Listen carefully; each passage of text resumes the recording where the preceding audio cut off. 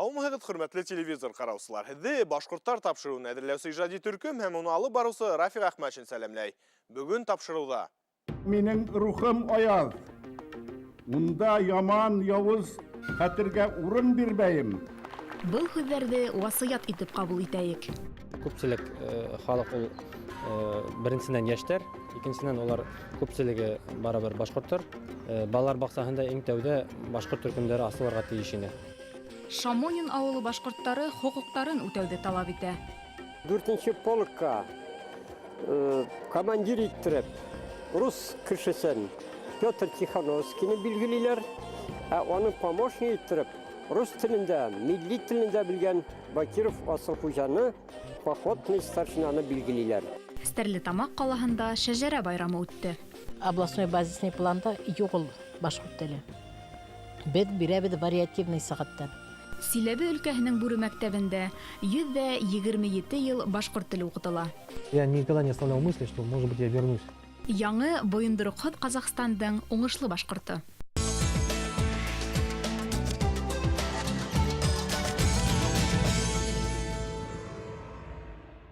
Далаларҙан, тауҙан, урмандарҙан шәрбәт йыйып ҡайтты бал ҡорттарың. Бал ҡорттары һымаҡ йыйылдылар, баш йортома, башҡорттарым. Ошы шиғри юлдар менән Башҡортостандың халыҡ шағиры Мостафа Сафаулы Кәримов беренсе бөтә донъя башҡорттары ҡоролтайына йыйылған милләттәштәрен тәбрикләне. Арҙаҡлы шәхесебеҙҙең киләһе ҡоролтайҙағы сығышы ҡыҙғанысҡа ҡаршы һуңғыһы булды. 2005 йылдың 21 сентябрендә ул беҙҙең аранан китте. Залда ултырған ярты меңдән ашу делегат, гәзит, журнал уҡыусылар, радио тыңлаусылар, телевизор ҡараусылар был һүҙҙәрҙе күңел түрендә йөрөтә. Бөйөк шағирыбыҙҙың нәсихәтен уның тыуған көнөндә йәнә бер тапҡыр иҫкә төшөрөп үтәйек. Бөгөнгө йыйыныбыҙҙа ҡатнашҡан төрлө халыҡ вәкилдәре, ҡәҙерле ҡунаҡтарыбыҙ, минең инаныуымса, беҙгә хөрмәт күрһәтеп, беҙҙе яратып килгәндәр. Был бәхет түгелме ни? Тәңре үҙеме, әллә яҙмыш ихтиярымы, беҙҙең халыҡыбыҙға ер шарының хазиналы, иң гүзәл илаһи төбәгенән мул итеп өлөш сығарған. Был бәхет түгелме ни? Иркен яландарыбыҙҙың, күркәм тауҙарыбыҙҙың, ағын һуҙарыбыҙҙың, ҡалын урмандарыбыҙҙың игелеген күреп, ҡәҙерен белеп, йәшәргә лә, йәшәргә беҙгә. Шулай да мин үҙ-үҙемдән һорайым. Һинеңсә, бөтәһе лә алда гөл булған, әле лә алда гөлмө ни тип һорайым. Үҙем үк яуап бирәм. Юҡ, улай уйламайым. Әммә минең рухым аяҙ. Унда яман, яуыз хәтергә урын бирмәйем. Был һүҙҙәрҙе васыят итеп ҡабул итәйек. Телебеҙҙе, илебеҙҙе ҡәҙерләйек, һаҡлайыҡ.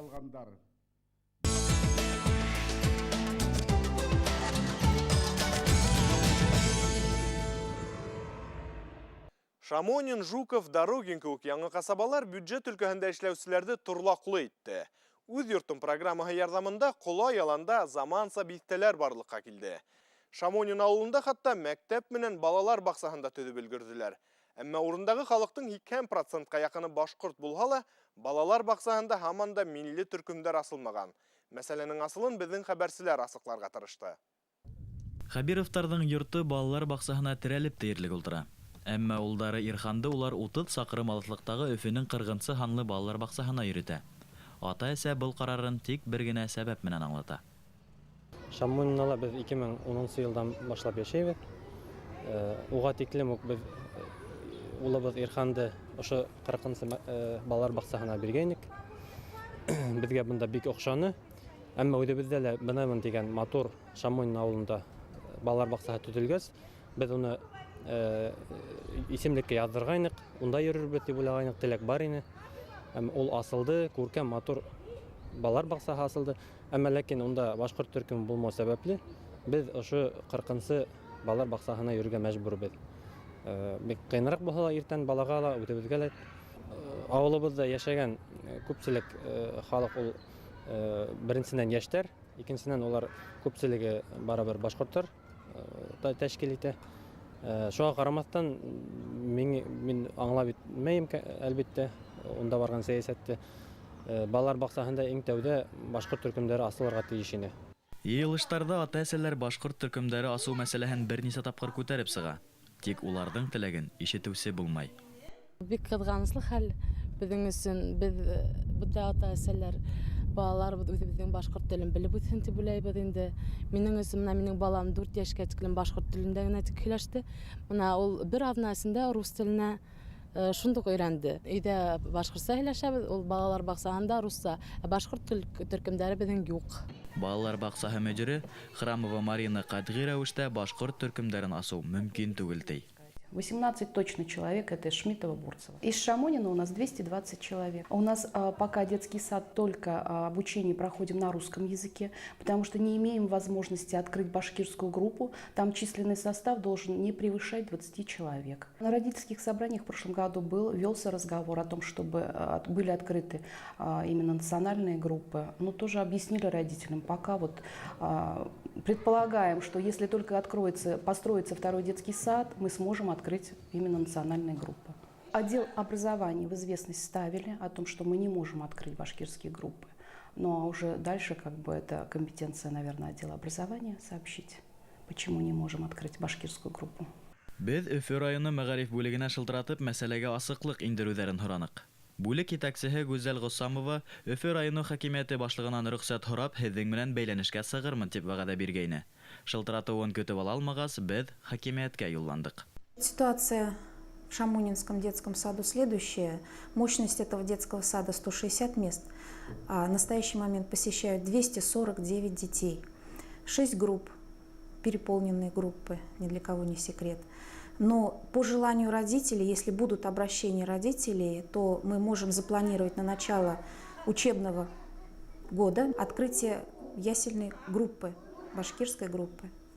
При наличии кадров, это должны быть воспитатели, техперсонал, который будет обслуживать эту группу. А там воспитатели практически, по-моему, все знают башкирский язык. Ну, очень хорошо.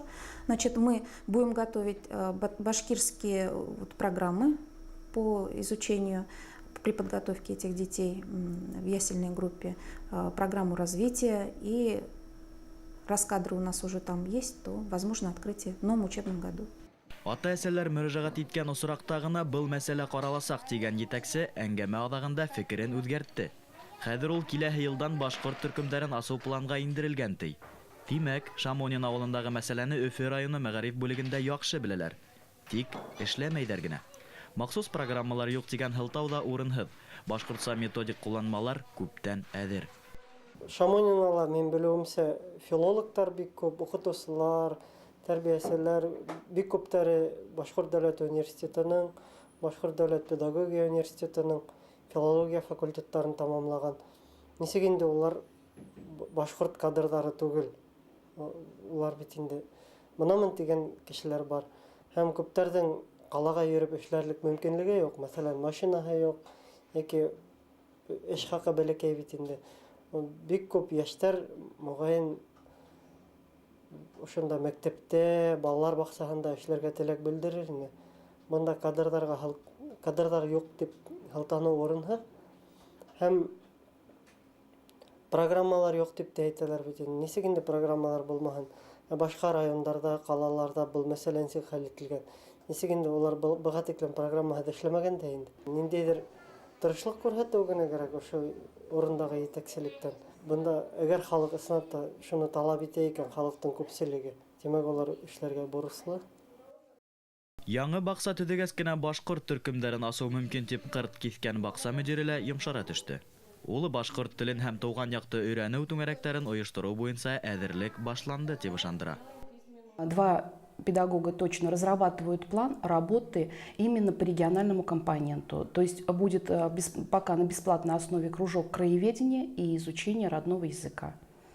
Вот то, что мы предполагаем вот буквально в ноябре месяце уже начать работу в этом направлении. Бернисә аҙнанан түңәрәктәрҙең эшләй башлауы шикләндерә. Сөнки әле әҙерлеккә ишара ла юҡ. Китаптар, плакаттар рус телендә. Уйынсыҡтарҙа аҫаба халыҡ мәҙәниәте менән һис бәйле түгел. Гомумән, бында республиканың рәсми дәүләт теленең береһе башкорт теле бөтенләй кулланылмай. Был баксага инмәс элек үк күренә. Балалар бақсаһының йөзендә үк хата булгас, уның исендә ни булуы тураһында төшенүе бик авыр түгел. Әгәр алтакта шундай хата менән язылган икән, ул үзенә күрә безнең телгә карата мөнәсәбәтте күрһәтә бит инде. Үз телеңдә, мәдәниятеңдә өйрәнү Конституцияла теркәлгән канун. Буның өчен вак чиновникларның ризалыгы кирәкмәй. Шамонин балалар баксаһына йөргән 200-дән ашу башкорт балаһының хукугын исәпкә алмау, Рәсәй Башкортстан кануннарын үтәмәү генә түгел, кеше хукугын бозу.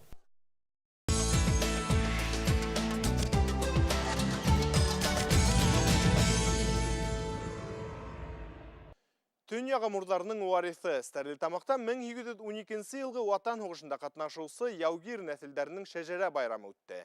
Унда республиканың төрле төбәкләреннән 15 гаилә катнашты. Тулырак киләһе язмала. Конкурсанттар арасында Стәрлетамак районының Күсәрбәй авылынан үзләренең дворяндар нәселеннән булуын күптән исбат иткән Башкортстандың киң мәгълүмат сараларында әүдем сыгыш яһаучы Аксулпановтар. Аксулпан, Юрматы башкорты авылыбызда нигез һала һәм 17-нче буат башында була бул хәл. 18-нче буаттың уртаһына тиклем Аксулпан дип атала. Уның ияне Күсәрбай. Беренчеләрдән булып башкортлар арасында токымлы дворянлык титулын ала. Бул хәл 1725 елда була. Менә ул грамотаның бүгенге көндә күсермәһе. Оригиналы бар иде, мин бәләкәй сагымда уйнатып йөрттем. Кызганычка каршы бер агай язусы дип үзен танытып, мин өйдә юкта, эштәсе вакытта әсәемдән алдапмый, нисек алып киткән. Әле дә эзләп йөрибез.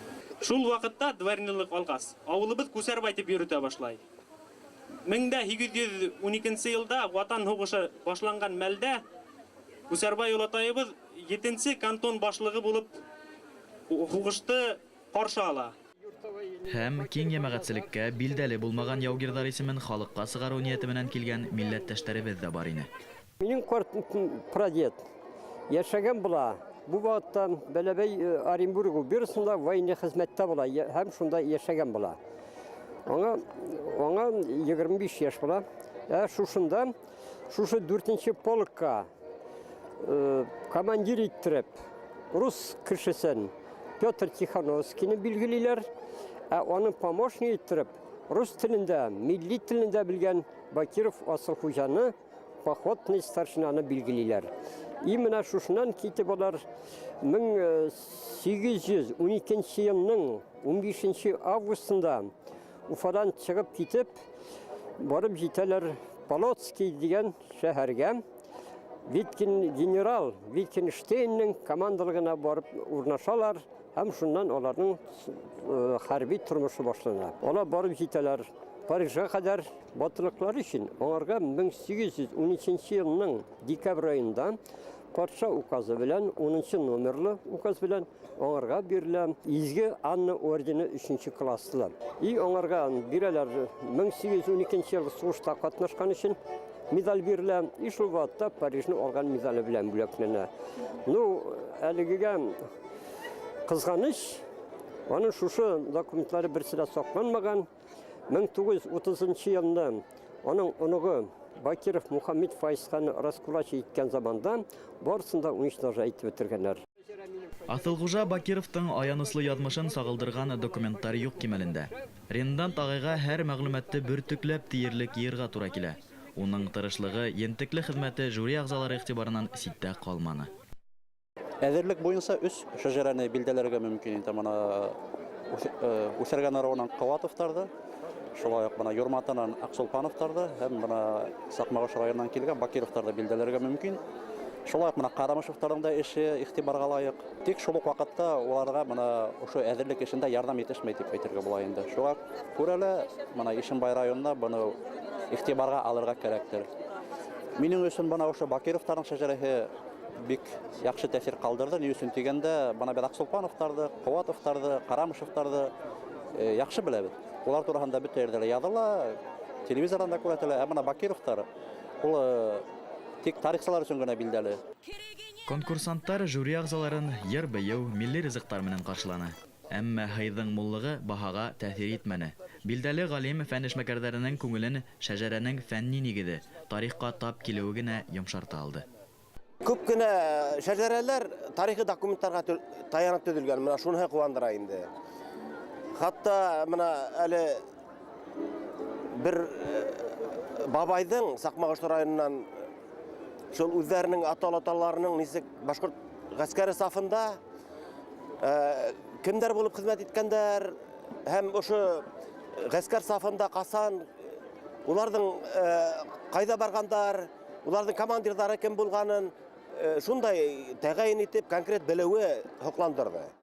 Асҡын районынан килгән Әнзирә Ғәниеваға жюри баһаһын көтөргә кәрәкмәй. Уның шәжәрәһе конкурстан тыш ҡатнаша. Сөнки милләттәштәребеҙгә район хакимиәте бәйге тураһында һуңлап хәбәр итә. Шуға ҡарамаҫтан, уның эше башҡаларҙан бер ҙә ҡалышмай. Аллаға шөкөр, бик күп эҙләнеүҙәр ярҙамында шәжәрәбеҙгә 1000-дән ашыу исем инде. Шәжәрәбеҙҙә бик күп күренекле шәхестәр бар. Улар араһында Майҡы бей, Ноҡрат бей, килә 1812 йылдағы һуғышта ҡатнашыусы Зағафран олатайыбыҙ. Ул тарихи документаль сығанаҡтарҙан алып, беҙ уның Вильно ҡалаһына тиклем аттар итеүен белдек, Парижға итеүен дә беләбеҙ. Бик күп сығанаҡтарҙа уның исеме телгә алына. Әлеге көндә нәселебеҙҙә дауам итеүселәр бик күп. Улар төрлө тармаҡтарҙа эшләйҙәр, төрлө өлкәләрҙә йәшәйҙәр. Беҙ үҙебеҙҙең шәжәрәбеҙ менән бик ғорурланабыҙ. Шәжәрәлә нәҫел-нәсеп кенә түгел, тотош ырыу, милләт яҙмышы сағыла. Йылдан-йыл яңы исемдәр, ваҡиғалар асыҡланыуы халҡыбыҙ тарихын тулыландырып ҡына ҡалмай, уның артабанғы яҙмышына ла тәьҫир итә.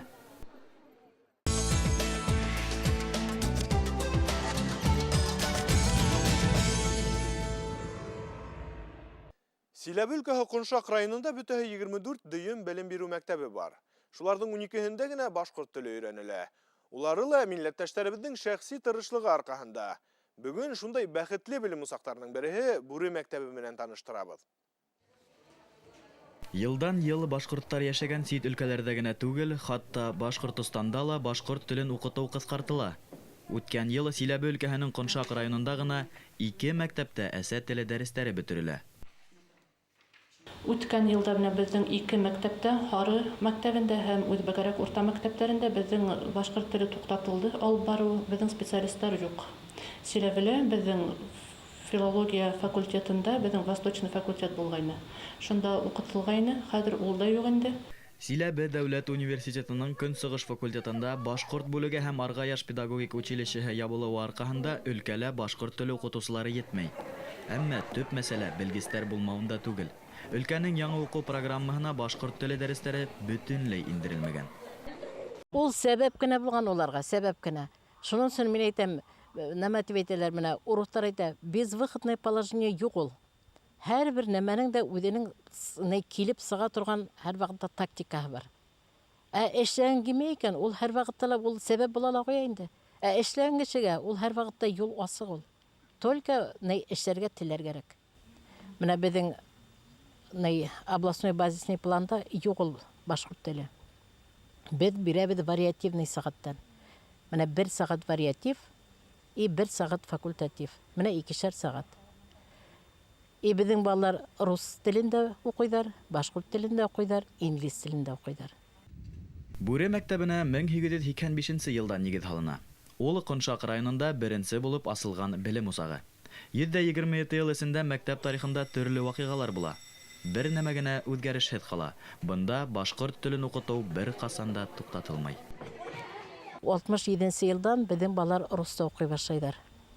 Но барыбер ҙә беҙҙең уҡытыусыларҙың араһында шундай патриот уҡытыусылар була, руководителдәр була.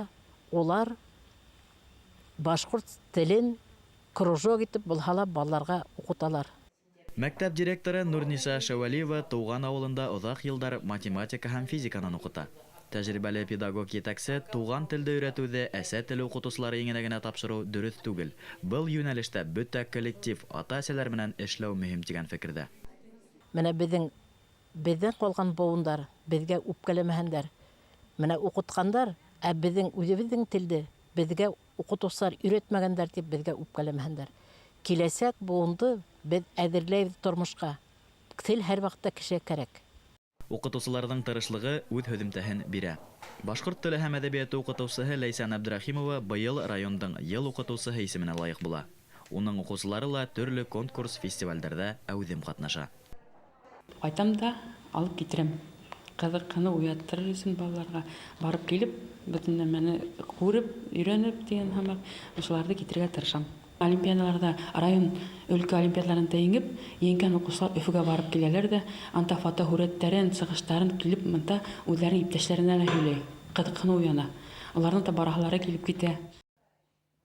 Илдә ниндәй генә үҙгәрештәр булмаһын, Бүре мәктәбе уҡытыусылары башҡорт телен уҡытыуҙы туҡтатырға йыйынмай.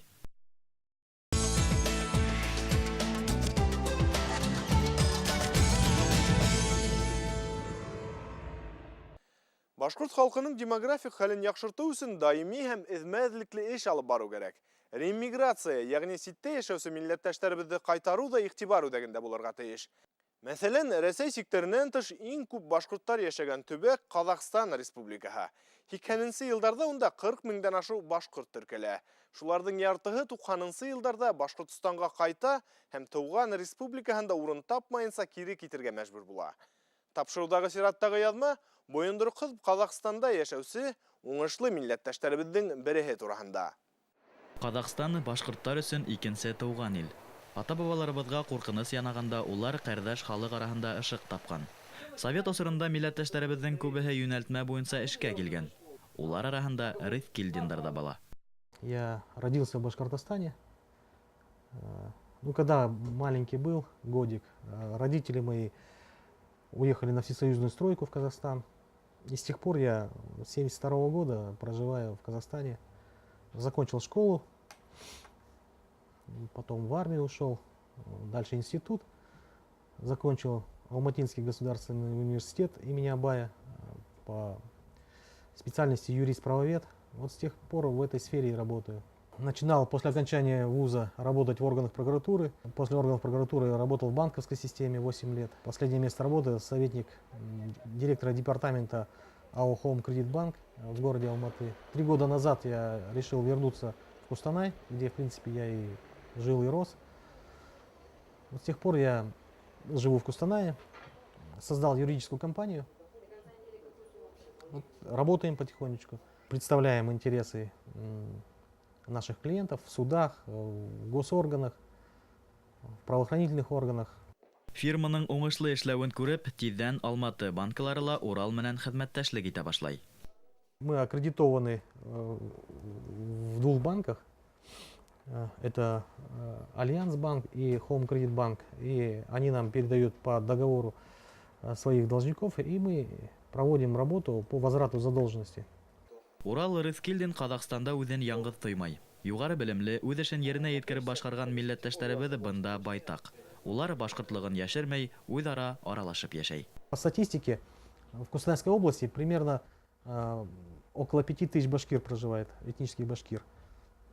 Ну, у меня тоже есть знакомые, друзья башкиры. Они прекрасно живут, занимаются бизнесом, развиваются, и каждый занят своим делом. Ҡаҙағстанда йәшәүсе милләттәштәребеҙ унда башҡорт мөхитен булдырған. Бында милли ойошмалар эшләй. Әммә ниндәй генә уңыш ҡаҙанһа ла, улар ғәзиз еренә тартыла. Я об этом всегда думал. После армии, между прочим, я в 1992 году приехал в Башкирию и жил там. Устроился на работу и жил. И как бы думал, что я там уже останусь, потому что мне там нравилось, я уже работал, была работа.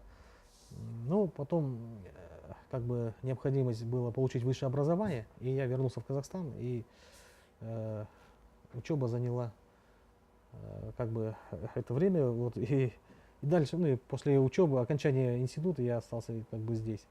А так, когда как бы я никогда не оставлял мысли, что может быть я вернусь, потому что, ну, хорошо, на родине это. 16 миллиондан ашу кеше йәшәгән илдә үҙен тапҡан милләттәштәребеҙгә тыуған республикаһында урын юҡмы? Улар Башҡортостан мәнфәғәтенә хеҙмәт итергә әҙер, тик дәүләт тарафынан иғтибар булмайынса, был ниәт хыял ғына булып ҡала.